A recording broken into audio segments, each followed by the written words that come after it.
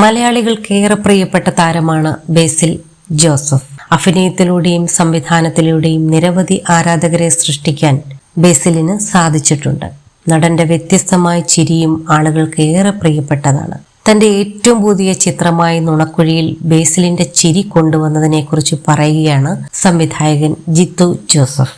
തങ്ങൾ ബേസിലിനോട് സിനിമയിൽ ആ ചിരി വേണമെന്ന് ആവശ്യപ്പെട്ടിരുന്നു എന്നാണ് ജിത്തു പറയുന്നത്.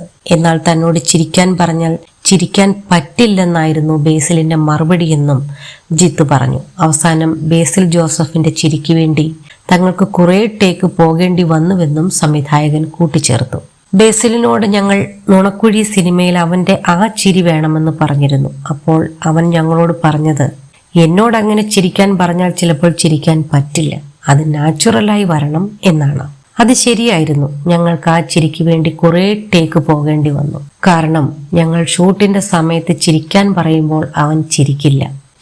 ഇവൻ ചിരിക്കുന്നില്ലല്ലോ എന്ന് പറഞ്ഞ് കട്ടു പറഞ്ഞാൽ ഉടനെ തന്നെ അവന്റെ ആ ചിരി വരും.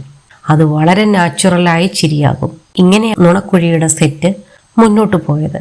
ശരിക്കും ഞാൻ ഒരുപാട് എൻജോയ് ചെയ്താണ് ഈ സിനിമ ഷൂട്ട് ചെയ്തത്. കാരണം എന്നെ സംബന്ധിച്ച് ഞാൻ ഈ സിനിമയിൽ നിന്ന് കൊണ്ടുപോകുന്ന സാധനം ഇതാണ്. ഈ സിനിമ ഷൂട്ട് ചെയ്ത് 40 ദിവസങ്ങൾ എന്നെ പൂർണ്ണമായും മറ്റൊരു ലോകത്ത് ജീവിപ്പിച്ചു.